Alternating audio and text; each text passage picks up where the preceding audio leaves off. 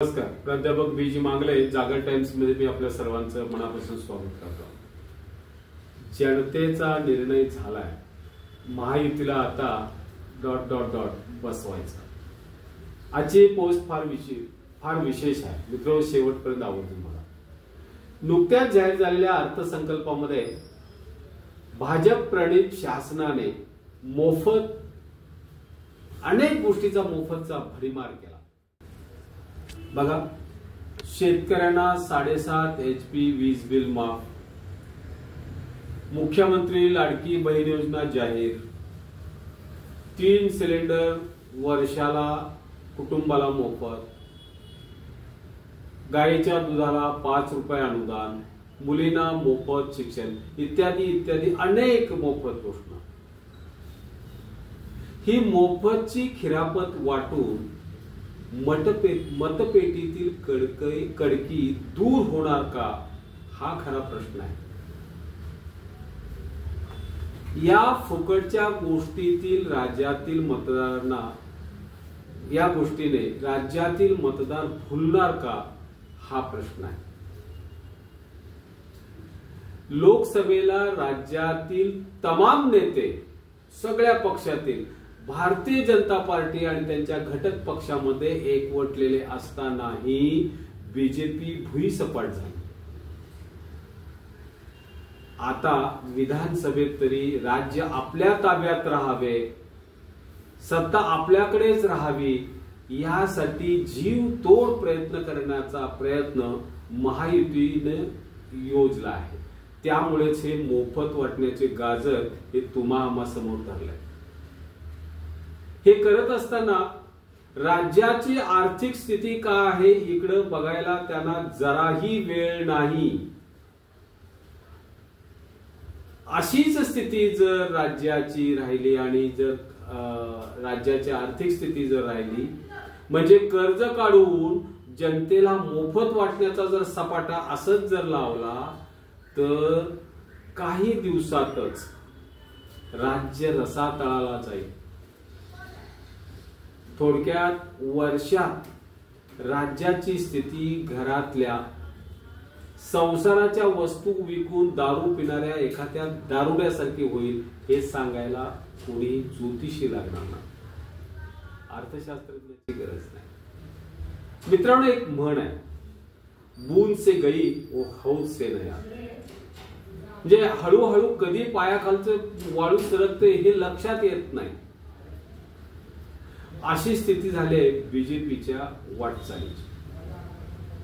राज्यात सत्तेवर आल्यानंतर राज्याची आर्थिक शिस्त लावणे महत्वाचे असते, हे त्यांच्या गावीही नाही. लोककल्याणकारी योजना झाल्याच पाहिजेत आणि केल्या पाहिजेत याच्यात दुमत असण्याची तीळ मात्र शंका नाही किंवा गरज नाही. पण त्याचबरोबर राज्याची गुंतवणूक वाढली पाहिजे, मालमत्ता निर्माण झाली पाहिजे आणि राज्याच्या या गुंतवणुकीतून उत्पन्न मिळालं पाहिजे, स्वबळावरती राज्य उभं राहिलं पाहिजे, अशी गुंतवणूक करावी लागते, हे महत्वाचं. देशात महाराष्ट्राचं दरडोई उत्पन्न 11व्या नंबर पर्यंत गेलंय, अशी एक बातमी वाचली. मित्रो, एकेकाळी देश सांभाळण्यात महाराष्ट्र अग्रेसर आहे असं म्हटल्यानंतर मूठभर मास चढत होतं, छाती फुगून येत होती. आज हे सगळं हरवलंय असं वाटतं. आज राजकारणाचा अतिरेक इतक्या खालच्या स्तराला गेलाय की सांगता सोय नाही. गेल्या 5 वर्षात केवळ राजकारण झालं, त्यामुळे आर्थिक स्थिती पूर्ण बिघडली आणि महाराष्ट्र कंगाल होण्याच्या दिशेला गेला. याची राजकारणाला काही खंत नाही ना फिकीर नाही. ते आपल्या राजकीय सत्तेच्या साठमारीत गुंग आहे. त्यामुळेच हा अर्थसंकल्प आहे की लॉटरी लागल्यानंतर जशी एखादी व्यक्ती श्रीमंतपणाचा आव आणत पैशाची उधळपट्टी करते, तशी ही परिस्थिती आहे असंही वाटायला लागलं. जनता हुशार आहे, त्यांना सगळं काही समजतं. एक महत्वाची गोष्ट सांगतो, मुख्यमंत्री लाडकी बहीण योजनेवरती खर्च होतोय ही अत्यंत चांगली गोष्ट आहे, पण राज्याची आर्थिक घडी कशी आहे आणि ती बसवली पाहिजे हेही महत्वाचे नाही का? नियोजन आणि खर्च याचा कुठेतरी ताळमेळ बसला पाहिजे. नुकत्याच झालेल्या लोकसभा निवडणुकीमध्ये राज्यात बीजेपी आणि त्यांच्या घटक पक्षांना मतदारांनी भुईसपाट केल्यानंतर ते खडबडून जागे झाले. आता त्यांना भुईसपाट का केलं थोडक्यात सांगतो. एक तर देवेंद्र फडणवीस साहेबांचे राजकारण म्हणजे त्यांचं राजकारण म्हणजे राजकारण एके राजकारण असा स्वभाव, आणि मोदी साहेब त्याच स्वभावाचे. निवडून आल्यानंतर पुन्हा 5 वर्षे पुढच्या 5 वर्षात निवडून येण्यासाठीच प्रयत्न करायचा, पुन्हा सत्तेवर येण्यासाठीच प्रयत्न. या मोदी साहेबांनी आणि फडणवीस साहेबांनी काय काय उचापती राज्यात झाल्या ह्याची थोडक्यात आपण किंवा देशात झाल्या याची थोडक्यात आपण माहिती घेऊया. त्यांनी काय केलं? मोदी साहेबांनी काँग्रेसमधील बहुतांशी नेते आपल्या पक्षात घेतले, तेही ईडी आणि तपास यंत्रणाचा धाक दाखवून. म्हणजे अनेक भ्रष्टाचारी नेते भाजपमध्ये आले. केवळ काँग्रेसचे असे नाही, अनेक पक्षातली माणसं त्यांनी तशाच पद्धतीने फोडली.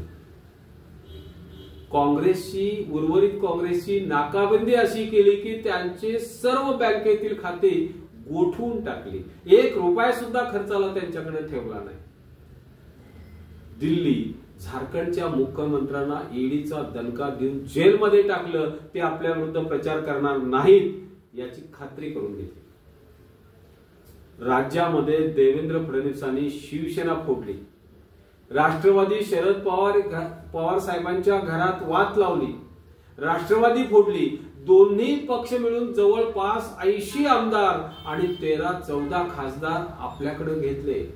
त्यांचे स्वतंत्र पक्ष निर्माण केले, आपल्या इशाऱ्यावर चालणारे. मित्र, हे अजिबात जनतेला आवडलेलं नाही. बीजेपीने निवडणूक रोख्यातून अब्जावधीची माया गोळा केली. हा सगळा निवडणुकीचा खर्च होता. ममता बॅनर्जी, के.सी. राव, नवीन पटनाईक या सर्वांना इंडिया आघाडीतून हाकलून लावतील अशा पद्धतीची परिस्थिती आणली. अशा अनेक राजकीय खेळी केल्या तरीही मित्रांनो या बीजेपीला यश मिळाले नाही. केंद्रामध्ये 240 पर्यंत गेले आणि राज्यात जेमतेम 17 जागेपर्यंत पोहोचले. महाराष्ट्रात बीजेपीला यश का मिळाले नाही असं सर्वजण विचारतात. कारण महाराष्ट्रापुरते बोलायचे झाले तर राज्यामध्ये कांदा निर्यात बंदी केली. कांदा, कापूस, सोयाबीन या पिकांचा दर 10 वर्षापूर्वीचा शेतकऱ्यांना मिळू लागला. किती खुश झाले असतील विचार करा. फार नाराज झाला शेतकऱ्यावर. मराठा आरक्षणाला वाटाण्याच्या अक्षता लावल्या. शेतकऱ्यांच्या आत्महत्येकडे ढुंकूनही बघायला तयार नाहीत, ना त्यांच्या आंदोलनाकडे बघायला तयार नाहीत. आणि या सगळ्याला फोडणी म्हणजे जातीवादी राजकारण आणि महागाईने केलेला कळस. आणि यात सगळ्यामध्ये जिल्हा परिषद, महानगरपालिकेच्या नगरपालिकेच्या निवडणुका घेतल्याच नाही. अशा अनेक गोष्टीमुळे बीजेपी ही सत्ता दळभद्री आहे असे सर्वसामान्यांची भावना झाली नसेल तरच नव्हतं. केवळ मूठभर उद्योजकांचे राज्य अशी संभावना भारतीय जनता पार्टीची होऊ लागली होती. हे सामान्यपणे सर्वत्र चित्र होते. आता यांना सत्तेवरून खाली खेचलंच पाहिजे, यांना घरी घालवलंच पाहिजे अशी जनतेची ठाम समजूत झाली होती. त्यामुळेच राज्यातील तमाम नेता वर्ग भाजपमध्ये असताना सुद्धा नाममात्र 17 जागा बीजेपी आणि त्यांच्या मित्रांना मिळाल्या यातच सगळं समजून येतं. हे सगळं स्पष्ट करणारं चित्र होतं. या उलट तपास यंत्रणांच्या सर्वस्व लुटलेल्या राष्ट्रवादी काँग्रेस आणि शिवसेना शिवसेनेला 37 जागा मिळाल्या, 48 पैकी 37 जागा. हा दणका होता राज्यातील नाराज मतदारांचा मित्र. आणि विशेष म्हणजे मतदारांची नाराजी घालवण्यासाठी आता ते प्रचंड म्हणजे त्यावेळेला त्यांनी प्रचंड प्रयत्न केले होते. लक्ष्मी दर्शन तर प्रचंड झाले होते असंही म्हणतात, त्यांच्यावर तो असा आरोप आहे. तरीही त्याचा उपयोग झाला नाही, भाजपही सपाट झाली. आता बदल घडवला पाहिजे. आणि ही जनतेची जी भावना होती, ही जनतेची भावना ठाम होती मित्र. त्यामुळे एक लक्षात घ्या, बीजेपी आणि त्यांचे घटक पक्ष गोंधळून गेले. सध्या काय करायचं त्यांना समजत नाही. नेमका काय निर्णय घ्यायचा हे याची त्यांना म्हणजे हे त्यांना समजून येत नाही.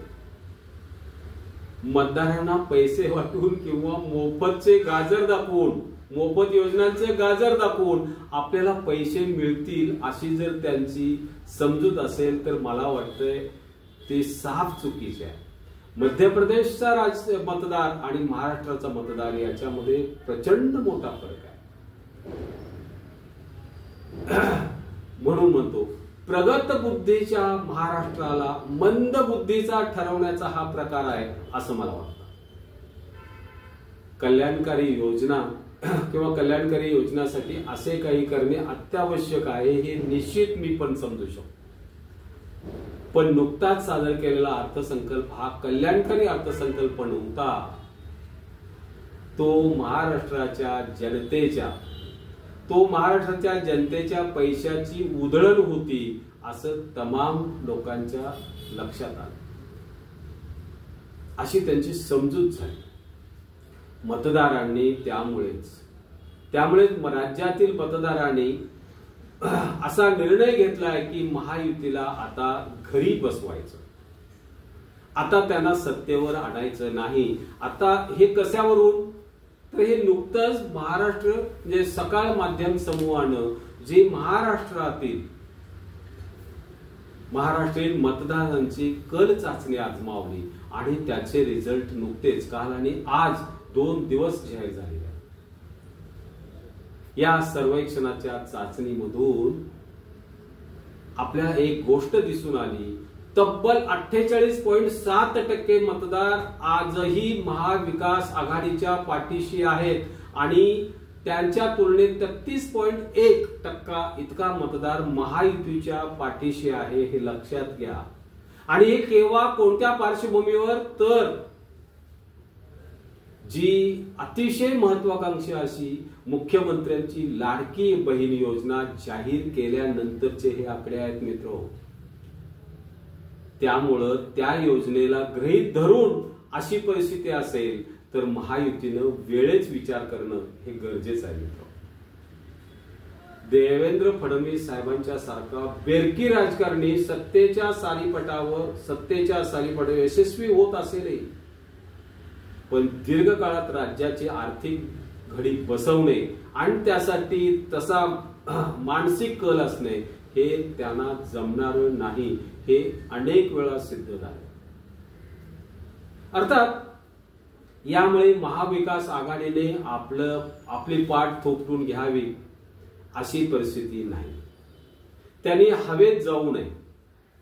सदैव सत्ताधारी कोणताही असो, सर्व सत्ताधाऱ्यांनी सदैव हे लक्षात ठेवावे की विरोधी पक्ष आणि आपण सर्वांनी मिळून या राज्यातील जनतेचा विकास करायचा आहे, या राज्याचा विकास करायचा आहे, हे सदैव डोळ्यासमोर असावं. म्हणजे विरोधक आणि सत्ताधारी यांनी एकमेकाला शत्रुत्वाच्या ठिकाणी पाहायचं नाही, भारत पाकिस्तान करायचं नाही, तर विकास हे आपल्या डोळ्यासमोरचं लक्ष आहे असं ठरवावं असं मला वाटतं. धन्यवाद मित्रांनो.